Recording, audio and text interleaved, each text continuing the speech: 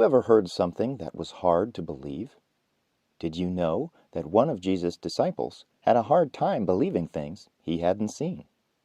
His name is Thomas. We're going to tell Thomas a few amazing animal facts and see if he believes them. All right, time for our first amazing animal fact. Did you know that a gorilla purrs like a kitten? Thomas, do you find that hard to believe? I doubt it. Okay, here's our second amazing animal fact.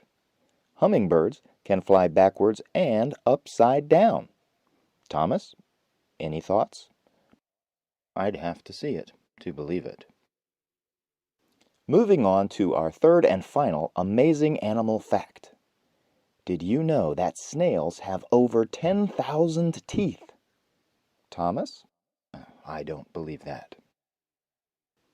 Thomas, don't you remember that with God all things are possible, even these amazing animal facts? Well, as you can see, Thomas is a doubter, which is probably why he's often called Doubting Thomas. But did you know that Thomas is known for making one of the greatest belief statements of any of Jesus' disciples? How did that happen? Well, listen now to the true story of the doubting disciple who believed. On the Sunday evening that Jesus was resurrected, his close friends gathered in a room together. But Thomas was not there. They had seen the empty tomb earlier in the day, but still they had locked the door. They were afraid.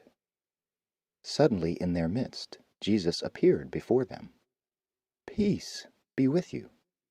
Jesus spread out his arms to show them his hands. They could see the holes where the nails had been. "Peace be with you." The disciples were filled with joy. Later, the disciples went to find Thomas to share the amazing news. When the disciples told him, "Jesus is risen. We have seen him," Thomas did not believe them. "I won't believe unless I see the scars in his hands and touch him to know he's real. It's too hard to believe." The next week the disciples were together again in the room, and this time Thomas was there with them. Once again the door was locked, and once again Jesus appeared before them. "Peace. Thomas, see my hands. Thomas, touch my scars. Thomas, stop doubting and believe. My Lord and my God. Thomas, you believe because you see me. Blessed are those who have not seen, yet believe." Thomas was one of the first disciples to recognize that Jesus is not only the Lord, but he is also God. That's a pretty amazing belief from such a doubter.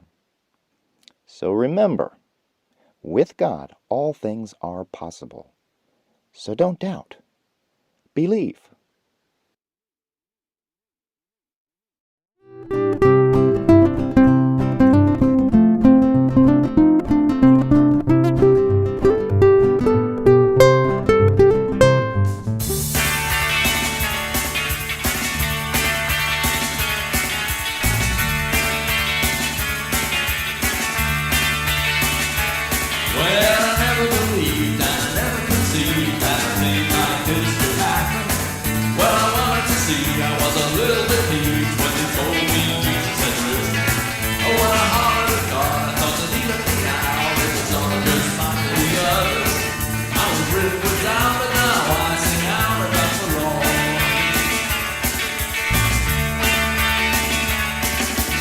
One man was risen, he's really risen.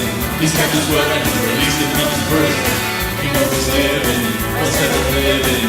He's kept his word and he's released him from how he's confused before. Well, he was walking through a closed door. Now I praise him cause he showed himself to me. Well, if you were thought, but I never thought that he committed murder. Cause if he rose again, he died for all men, and we would nail him up there. And people sprang his face, and he was smothered with praise, with the love that comes from heaven. There's forgiveness for now, and there's forgiveness for our brother, now he's risen.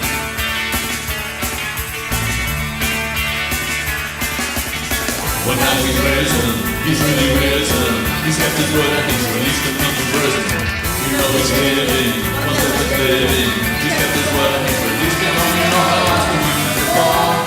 Well, he just walked into a closed door. And now I praise him cause he's shown himself to me.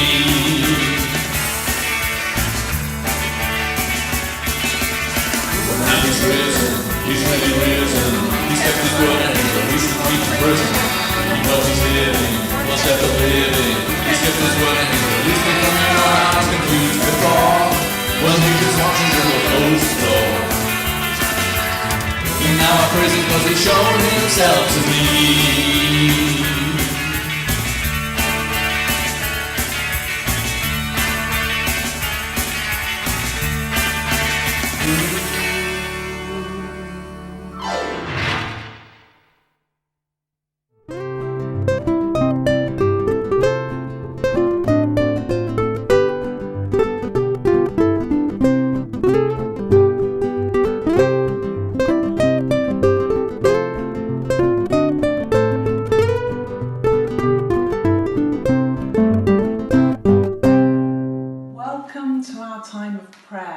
It's good to be with you again this week.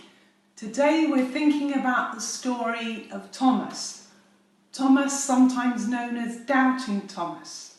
Thomas had lots of questions, didn't he? He couldn't believe what his friends were telling him, that Jesus was alive. He knew that he died on the cross. How could it be that he'd come back to life? I expect that Thomas had quite a range of feelings. He may well have been feeling angry at the soldiers that had taken Jesus away. I think he was probably feeling really sad. He thought he'd never see Jesus again. He was probably feeling scared. Scared what would happen to him and his friends if the soldiers found them. And I think he was also feeling confused. He couldn't understand what his friends were saying. Jesus was alive? How could that be possible? You know, Thomas had to see Jesus for himself. He had to have the evidence before he would believe. If I told you that on Wednesday, when I went for a walk in Brockwell Park, I saw a blue cow drinking water at the water fountain, I think you'd say to me, I doubt it, Jackie. And you would need evidence, a photograph, to believe that. When I was a little girl, we went on holiday to Wales, and one day my dad went fishing. And when he came back, he told my brothers and my sisters and me that he had caught a fish and it was this big. And I looked at my brothers and my sisters and they looked at me, and in our heads we were probably all thinking the same. I bet it was this big, Dad. And we would have had to see a fish this big to believe it. You know, the story of Thomas teaches us that it's okay to have questions, to have doubts. Having doubts doesn't mean that we don't have faith. It means we have a growing faith. It's good to ask the questions. It's good to examine what we've been told, because that matures our faith. It makes it grow. You know, Thomas was able to see Jesus. He was able to put his fingers into Jesus' hands, into those holes where the nails had been. And when he did, he dropped to his knees and he said, "My Lord and my God." And Jesus said to him, you know, "Thomas, you believe because you've seen me. Blessed are those that believe that haven't seen me." You know, blessed are we. We haven't actually seen Jesus alive, but we believe it's true. Now I thought what you could do today is you could take a piece of paper, you could draw around your hands, and where the holes would be in Jesus' hands, you could put hearts. Because if you think back to Good Friday, we talked about God's big love for us, that the cross is all about big love. So draw the hearts. And then I thought on the back, what you could do, you could write down any questions you have about your faith. Questions about stories you've been told, prayers you've prayed. You could write down any emotions you're feeling. If you're feeling angry, write that down. Or confused, upset, whatever you're feeling, write it on the back.